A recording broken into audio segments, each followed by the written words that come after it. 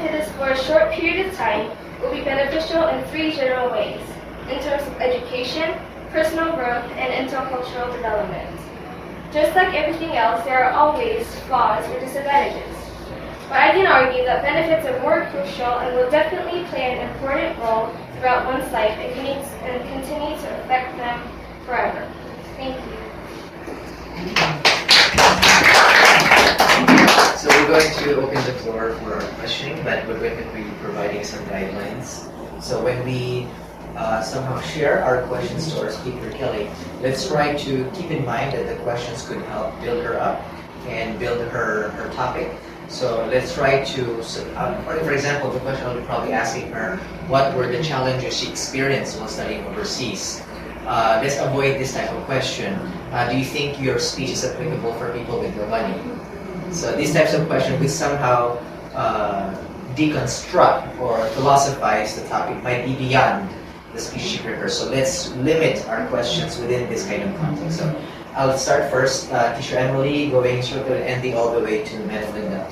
And that is my first question. Maybe you could share to us a little some of the difficulties you experienced and how did you overcome them?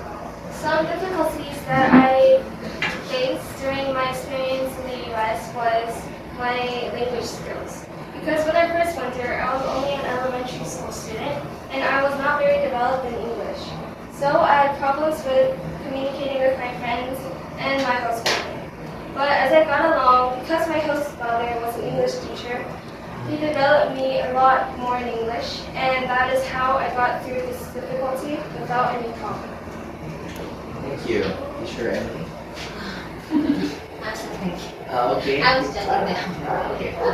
Just... Yes, Teacher Efra. Okay, sure. Yeah. No, just because you mentioned cross-cultural communication, so my question is this one. So what do you think is the most important thing in having a very effective cross-cultural communication?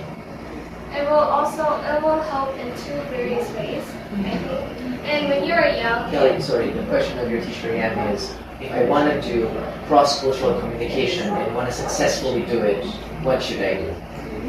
How to make it effective? Going overseas and experiencing different culture and trying to collide with people who have different cultures and to fit in with them and make kind of an agreement so that you can have both of the similarities and differences all together. Maybe you can give us an example of how you did it yourself. I didn't really have many problems with cross-cultural communication. I think it was just my personality-wise. I really didn't have any problems. Okay. Kisha? Yeah. Well, Okay, Emily. Okay, she has a question. she mentioned about the changes of her mindset. So could you mention some of those changes? Especially in education, I found that Western education system was more fit for me because in Korean education system, they try to jam stuff in your head and memorizing is the way of acquiring knowledge. But for me, in this case, I learned that understanding one topic is better for me to understand and learn something about that topic. And about my mindset, I think I became to think more about others and also think about various perspectives while I'm thinking about one thing. So I will think about different perspectives from different people. Thank you. That's a nice question. Sure, are you ready? Okay, talking about being westernized when you go to another country, how did it affect you? As in, what changes has it made you grow? It made me grow more independent because first I was very young, so I did not have many chances to be separated from my family. But from this experience, I learned to be more independent and do things on my own than to rely on someone else and think and wanting them to do something for me, I would do it myself. And also, I think because in Korea, age is very important.